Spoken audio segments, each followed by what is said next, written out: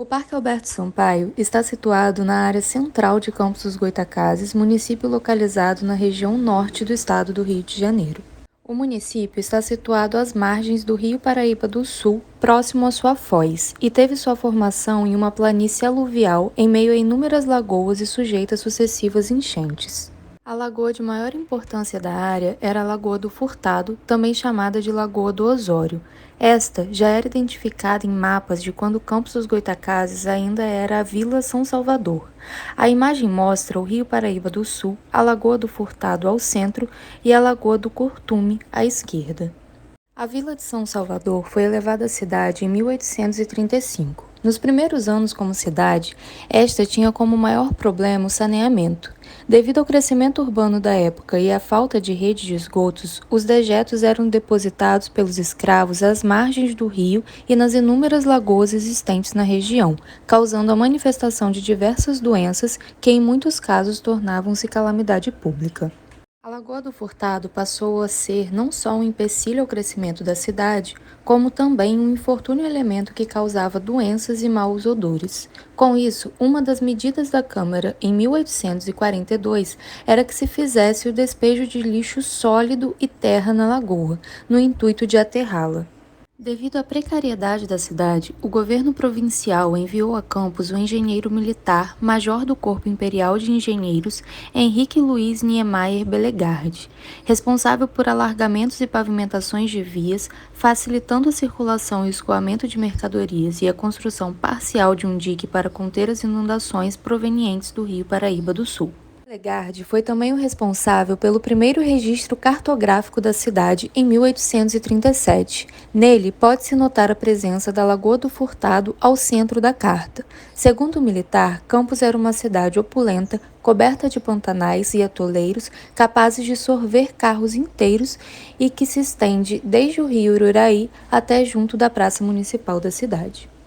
O major diz no relatório à diretoria da província que a carta é uma sofrível base para começo das operações topográficas, devendo ser considerada um simples reconhecimento. Em se tratando de planos urbanísticos, o primeiro referente a Campos dos Goytacazes foi elaborado pelo engenheiro francês Amélio Pralon em 1842, contratado pela Câmara Municipal por orientação do governo provincial do Rio de Janeiro. Conhecido como Plano de Informoseamento da cidade, o documento focou no embelezamento e higienização da parte central da urbe, não sendo realizados estudos de topografia e das curvas de nível.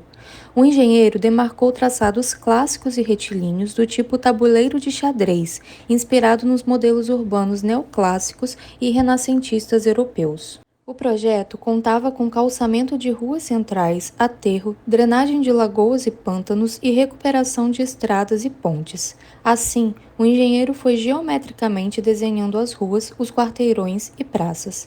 O plano Pralon definia um quadrilátero limitando-se à área central e não foi finalizado devido a divergências do engenheiro com os políticos locais. No final do século XVIII, a cidade substitui a pecuária, atividade econômica inicial da região, pelo negócio agroaçucareiro e destaca-se no cenário nacional como expressivo centro produtor de açúcar. Contudo, a ligação do município com a capital, Rio de Janeiro, era difícil. Devido à dificuldade em escoar as mercadorias, decidiu-se pela construção de uma hidrovia. A ideia de drenar as lagoas, tanto para o cultivo da cana quanto para o crescimento urbano, fortaleceu a ideia da construção. Em 1847, foram determinadas as obras iniciais do canal, e assim constituiu-se uma comissão de vereadores para se dirigirem aos proprietários de terrenos que faziam fundos com este, para conseguir a concessão de terreno necessário em suas margens. A área onde situava-se a Lagoa do Furtado não recebia atenção dos munícipes e da Câmara, ficando abandonada e sendo condicionada a despejos de lixo e esgoto. Apenas após a construção do canal, a região passou a ter notoriedade. O canal, em sua planta original, tinha seu início na Lagoa do Furtado e passava por várias lagoas no intuito de drená-las e de alimentar o novo transporte hídrico. Em outubro de 1850 a fevereiro de 1851, começou a ser aberta a Lagoa do Furtado, drenando boa parte de suas águas. Em 1863, começaram as escavações para que o canal recebesse água do Rio Paraíba e em 1872 foi estabelecida a comunicação dos dois meios hídricos. Pode-se perceber no mapa que a urbanização contornava onde antes havia a lagoa, deixando um vazio na área e ao redor de parte do canal. O canal tinha como objetivo ir de Campos a Niterói, porém limitou-se à cidade de Macaé. Nomeado como Canal Campos-Macaé, ele foi concluído em 1872. Sua obra teve duração de quase 30 anos. A construção foi lenta e de elevado custo social, sendo utilizado o trabalho escravo para a abertura do conduto. Considerado o segundo maior canal artificial do mundo, possui aproximadamente 100 quilômetros de extensão.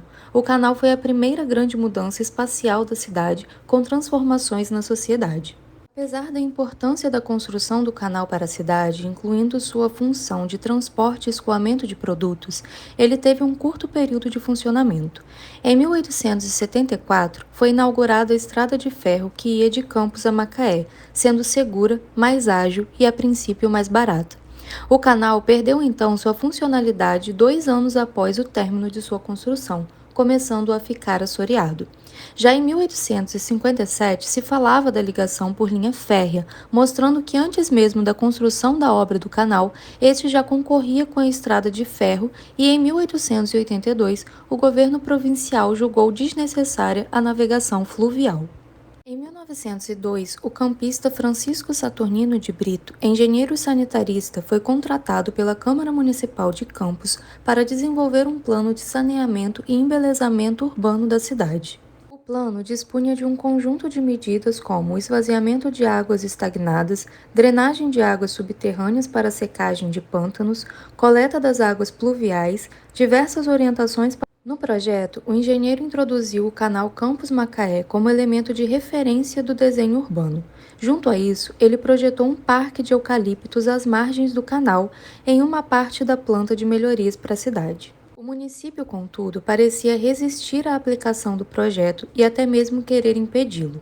Com isso, diversas obras, como o Parque de Eucaliptos projetado às margens do canal e no que havia sobrado da Lagoa do Furtado, não foram efetuadas, sendo alguma delas concluídas no decorrer dos anos seguintes. Em 1906, Nilo Peçanha, nascido no município de Campos dos Goytacazes, foi eleito vice-presidente da República. Com a morte do presidente Afonso Pena em 1909, Nilo assumiu a presidência e trouxe para sua cidade de origem melhorias como o Banco do Brasil, a Escola de Aprendizes Artífices, a Escola de Aprendizes Marinheiros, a Estação Experimental e a linha de tiro. Nilo Peçanha veio a Campos no ano de 1910, já no final de seu mandato, para inaugurar as obras. Nesta época, a cidade tinha uma grande força política e econômica usineira, sendo considerada a capital do petróleo e da cana. No dia 28 de setembro de 1911, foi realizada na cidade a 4ª Conferência Nacional do Açúcar, com os principais produtores de açúcar do Brasil, onde foi proposta e estabelecida uma taxa de 2,5% sobre a venda de todo o açúcar do município. Os recursos obtidos seriam usados para financiar os melhoramentos da cidade. Havia entre a elite campista, formada pelos usineiros, o desejo de fazer da cidade a capital do país. Contudo, um dos argumentos que ia contra tal desejo era que Campos não tinha suporte, pois ainda era dotado de um modelo urbano colonial, e mesmo sendo rica, com um parque industrial avançado, era composta de ruelas estreitas com saneamento básico precário e poucas áreas jardinadas. Os usineiros propuseram, então, abrir mão da taxa sobre a saca de açúcar para que fossem feitas as obras de melhoramento da cidade. Como resultado, foram realizados alargamentos, calçamentos e arborização de ruas, obras de saneamento básico, instalação de bondes elétricos, construção do Parque Nilo Peçanha, conhecido como Jardim São Benedito, o obelisco da Beira-Rio e do prédio da Academia Campista de Letras, construída para ser a primeira escola ao ar livre, entre outras modificações. Neste mesmo período, começaram as construções em estilo eclético para proporcionar um novo aspecto urbano.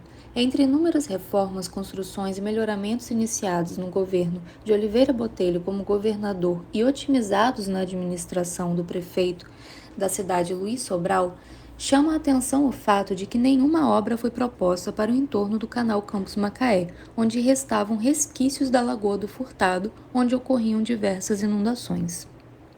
No entanto, entre as melhorias estava a reforma da Praça Barão do Rio Branco, conhecida como Praça do Liceu. Em 1914, com o intuito de deixar o edifício Liceu de Humanidades em destaque, começaram as obras do jardim, deixando a praça com 3 pisos abaixo do nível da rua. Nas escavações para o rebaixamento do piso, foi construída uma linha de ferro de vagoneta pela rua Gil de Góes até a Lagoa do Furtado, utilizando a terra para aterrar o que havia restado da lagoa. Mesmo com a drenagem e aterro da lagoa, não foi feito o devido nivelamento da área, ficando uma parte mais baixa. Durante os anos de 1939 e 1945, a cidade de Campos estava sob a administração dos engenheiros Mário Mota e Salo Brandi, que acompanharam os trabalhos de Agache em São João da Barra e tomaram como base as linhas de intervenções no espaço urbano e o discurso do urbanismo científico. Em 1921, após a área da lagoa ser aterrada, foi inaugurada a nova Praça do Mercado, em estilo eclético, construída à margem do canal. O novo mercado era um marco da época para a cidade, que ostentava a respectiva estrutura e buscava se igualar às metrópoles da época. Em 1927, o espaço onde aterraram a Lagoa do Furtado permanecia sem uso, formando um enorme vazio. O crescimento urbano complexo e desordenado tornava-se evidente. Havia inúmeras reclamações na imprensa sobre a cidade que se expandia. Junto a isso, nos anos 1940, a cidade enfrentava uma crise da indústria açucareira. Em 1944, o prefeito Salo Brandi solicitou um empréstimo de 20 milhões de cruzeiros para a execução de projetos para a cidade. Segundo ele, havia necessidade de um novo plano urbanístico para Campos. No início de janeiro de 1944, o engenheiro Abelardo Coimbra Bueno já havia sobrevoado a cidade juntamente com o prefeito para conhecer o terreno. O escritório de Coimbra Bueno foi o responsável pelos projetos como o saneamento do canal Campos Macaé, transformação e alargamento para 40 metros da Avenida 15 de Novembro, prolongamento da Rua 7 de Setembro até o Matadouro Municipal e construção de estradas. Foi com o plano urbanístico de Coimbra Bueno que o vazio urbano onde estava a Lagoa do Furtado deu lugar a um parque nomeado Jardim de Alá. O projeto foi inspirado nos planos anteriores para a cidade, pensados por Saturnino de Brito. O Jardim de Alá era uma área verde em meio à cidade. O projeto continha inúmeros equipamentos de uso público, palco para apresentações de coral, um lago e uma área grande de paisagismo. Uma parte do canal que ligava este ao Rio Paraíba do Sul foi coberta neste período pelo antigo Departamento Nacional de Obras de Saneamento. Contudo, houve a manutenção da abertura no restante do canal Campos Macaé, integrando-o a toda a expansão do parque com o intuito de valorizar o meio hídrico. Em 1981, 40 anos após a construção do jardim, houve um crescimento dos feirantes do mercado municipal. Com isso, o prefeito Raul Linhares projetou provisoriamente um galpão metálico anexo ao prédio para abrigar a peixaria. Contudo, o galpão permanece até os dias atuais. O Jardim de Alá começou a sofrer um processo de degradação ao longo do tempo. A Feira Livre é apontada como principal fator para esta degradação de uso, com o início de uma marginalização da área. Tal degradação atingiu o Jardim de Alá, que entrou em decadência e passou a ser uma área evitada pela população. O prefeito Zezé Barbosa propôs o remodelamento do parque em 1987. O projeto contemplou a cobertura de parte do canal que atravessava o jardim e, sobre esta, houve a criação do Parque Alberto Sampaio. O novo parque foi justificado devido à degradação e às obras de construção de galerias do canal, em que o jardim teria sido praticamente destruído. Houve então sua recuperação sem perda de suas linhas tradicionais. O Parque Alberto Sampaio contou com a mesma delimitação anterior, abrangendo 3 praças. O espaço urbano recebeu a instalação de equipamentos culturais, novo ajardinamento e a construção de um chafariz na primeira praça, denominada Praça das Taças, e de um anfiteatro na Praça Central, que pretendiam oferecer à população uma nova área de lazer. O parque foi inaugurado em 1988 e os autores do projeto foram os arquitetos Francisco Leal, Cláudio Valadares e Ocemir Botticelli. O entusiasmo inicial durou pouco. O espaço acabou encontrando o mesmo problema do jardim que lhe antecedeu, caindo em abandono e desuso.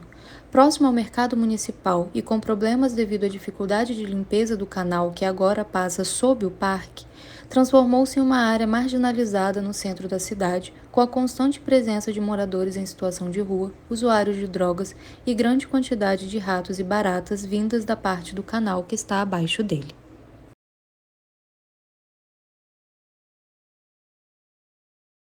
O Parque Alberto Sampaio teve sua primeira reforma em 1997, no segundo mandato do prefeito Antony Garotinho, com o intuito de reparar os problemas do local. Contudo, acredita-se que a subutilização do parque, desde antes da reforma de 1988, já adivinha dos problemas em seu entorno que não foram modificados. O espaço permanecia com os mesmos problemas, sem poder contar com um projeto que de fato visasse melhorias urbanas e sociais. Os desafios na área tornaram-se maiores com a construção da Ponte Leonel Brizola no local, que foi justificada pela necessidade e urgência de mais uma conexão entre os dois lados do Rio Paraíba do Sul, que corta a cidade.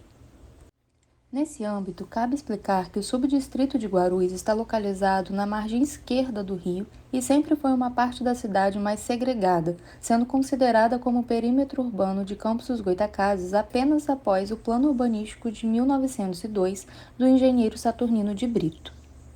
Desde 1950, Guarulhos vem sofrendo ocupação intensa, principalmente nas proximidades da rodovia BR-101 e ao longo da margem do rio. Na década de 1980, com a especulação imobiliária e o processo de crescimento horizontal, os bairros periféricos de Guarulhos cresceram, aumentando o fluxo de automóveis pela ponte Barcelo Martins. A ponte, conhecida como Ponte de Pau, segundo o IBGE, foi inaugurada em 5 de abril de 1873, sendo até a década de 1990 a principal via de acesso urbano para a margem direita do Rio Paraíba do Sul. Até a construção da mesma, a travessia para Guarulhos era feita por canoas ou barca-pêndula. Contudo, no final dos anos de 1990, a ponte começou a apresentar problemas estruturais e foi proibida a passagem de trânsito em mão dupla, passando a funcionar apenas em mão única. As frequentes enchentes fizeram com que a ponte chegasse ao seu limite máximo de deteriorização, necessitando ser interditada totalmente para o trânsito de carros.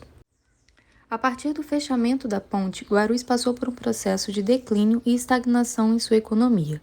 Com a ponte General Dutra, conhecida como Ponte da Lapa, também em estado precário, o município apresentou urgência na construção de uma nova ligação até Guarulhos. Em 2004, começou então a ser construída a ponte popularmente conhecida como Ponte de Rosinha. Rosângela Barros Assede Mateus de Oliveira Garotinho, conhecida como Rosinha Garotinho, era governadora do estado do Rio quando propôs a construção da mesma. A obra do governo estadual propunha a ligação viária entre as avenidas Hélio Póvoa e Tancredo Neves. O Diário Oficial publicou a liberação de recursos no valor de 42 milhões de reais, feita pelo Conselho Superior do Fundo Estadual de Conservação Ambiental e Desenvolvimento Urbano, FECAM. Técnicos da Associação Norte Fluminense de Engenheiros e Arquitetos, a ANFEA, questionavam em audiências públicas antes de sua construção que a localização da mesma era indevida. Contudo, um juiz deu ganho de causa ao governo do estado e autorizou a construção da ponte.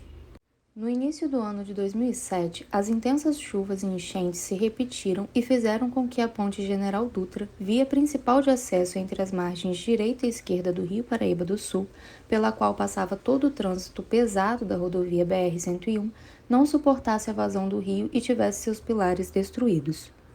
A interdição criou uma série de problemas de abrangência nacional. O deslocamento de cargas no país ficou prejudicado, assim como o transporte municipal. Retomou-se no mesmo ano a obra da Ponte de Rosinha, no centro da cidade, que teve em fevereiro de 2007 a morte de 4 operários após a queda de parte da estrutura da mesma. No dia 1º de maio de 2007, o governador Sérgio Cabral e a prefeita da cidade e ex-governadora Rosinha Garotinho inauguraram a ponte. A construção tem 2 pistas, cada uma iniciando em uma lateral do Parque Alberto Sampaio, contornando-a. A ponte tomou essa forma devido à luta do Conselho de Meio Ambiente e Urbanismo para que não fossem retiradas as palmeiras que existem no parque. A construção foi nomeada de Ponte Rosinha Garotinho. Contudo, por ordem do Ministério Público, devido à Lei 6.454 de 1977, que proíbe a adoção de nomes de pessoas vivas a obras públicas, a ponte foi renomeada de Ponte Leonel Brizola, em homenagem ao ex-governador do estado do Rio.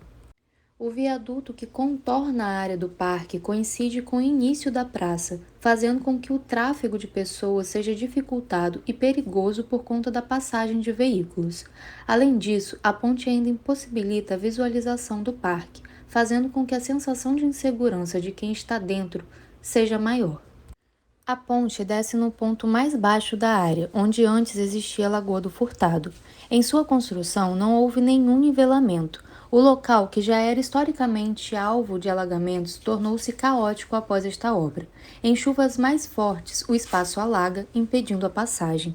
Assim, o Parque Alberto Sampaio, que já sofria com degradação do espaço, recebeu a construção do viaduto sobre parte dele, passando por mais descaso e abandono tanto do poder público quanto da população residente. Em 2012, segundo noticiado no site oficial da cidade, foi construído na praça mais próxima ao Rio Paraíba do Sul e em parte da Praça Central um estacionamento com 136 vagas. Na Praça Central, foram reformados 2 quiosques e o parquinho infantil. Foi feita a construção do pergolado, a substituição do piso para o intertravado e o lago foi reativado, onde construíram uma ponte de madeira.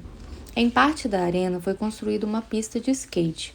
A construção da ponte e do estacionamento impermeabilizou uma área enorme do parque. Contudo, no site oficial da Prefeitura é possível encontrar manchetes sobre a obra dizendo que a mesma transformaria um parque em um pulmão verde da cidade. O surgimento do comércio informal no centro de Campos dos Goytacazes é de difícil precisão, tendo os conflitos entre lojistas e camelôs transformando-se em um problema público a partir de 1985. Após inúmeras discórdias, surgiu a proposta de retirada dos ambulantes das ruas e a criação de um espaço destinado às suas atividades, batizado em 1992 de Shopping Popular Michel Haddad, encerrando o conflito que perdurou durante 15 anos. O Shopping Popular, conhecido como Camelódromo, foi inserido junto à estrutura do mercado municipal. As instalações próximas acabavam se complementando, atingindo o mesmo público e contando com um intenso fluxo de pessoas. Em 25 de março de 2010, em uma ação da Polícia e Receita Federal, foram apreendidas todas as mercadorias dos camelôs que não possuíam nota fiscal e houve fechamento dos boxes, sendo possível o retorno apenas mediante a instrução da Prefeitura pelo cadastramento como microempreendedor ao SEBRAE. Nesse contexto, surgiu a proposta da reforma do Shopping Popular Michel Haddad. Sendo assim, no início do ano de 2014 foi realizada a locação dos camelôs para a parte central do Parque Alberto Sampaio. As obras no camelódromo oficial começaram em março de 2014, na gestão da ex-prefeita Rosinha Garotinho. A expectativa era que esta fosse entregue em novembro de 2015. Todavia, a obra permaneceu paralisada até o ano de 2022. Os permissionários que permaneceram no Parque Alberto Sampaio durante 8 anos fizeram inúmeras intervenções no local. Além das locações dos boxes em frente à praça que impossibilitava a vista para a mesma, os lojistas aumentavam as suas bancas para a parte posterior, criando puxadinhos. Alguns começaram a colocar piso cerâmico no chão de seus boxes. No final de 2018, iniciaram-se obras na Praça das Taças, com a retirada das grades, pintura, limpeza e reforma dos canteiros. A praça, que se encontra isolada do Parque Alberto Sampaio devido à dificuldade de acesso causado pelo camelódromo, foi contemplada pelo programa Adote uma Praça e recebeu o primeiro projeto de LED do governo do prefeito Rafael Diniz. O governo municipal, nos anos de 2017, 18 e 19, de acordo com manchetes nos jornais locais, tentou incentivar e inserir no parque atividades e eventos culturais como a Feira dos Povos. Apesar disso, os eventos pontuais não resultaram no uso frequente do parque pelos munícipes.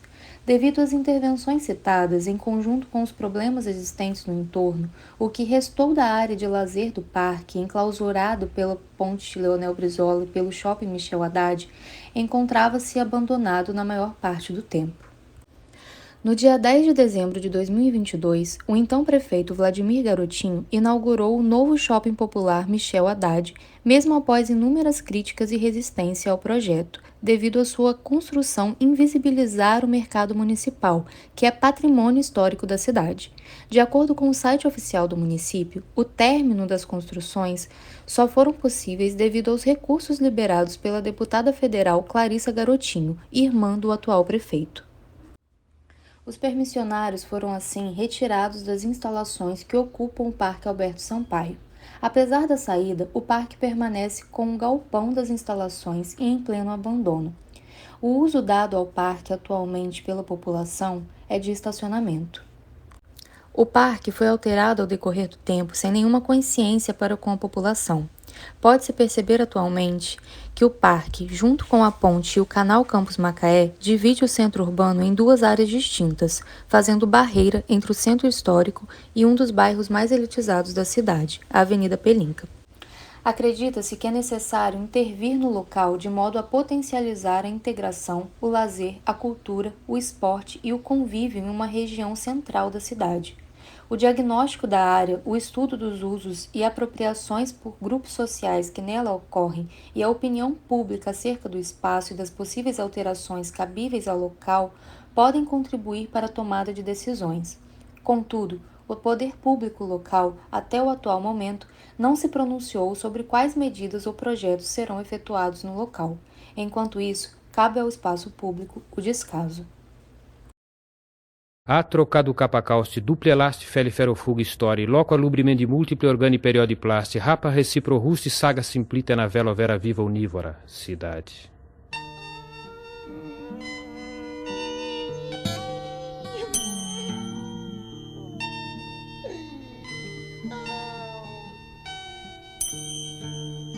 Senhor cidadão, Senhor cidadão, me diga por quê me diga por que você anda tão triste.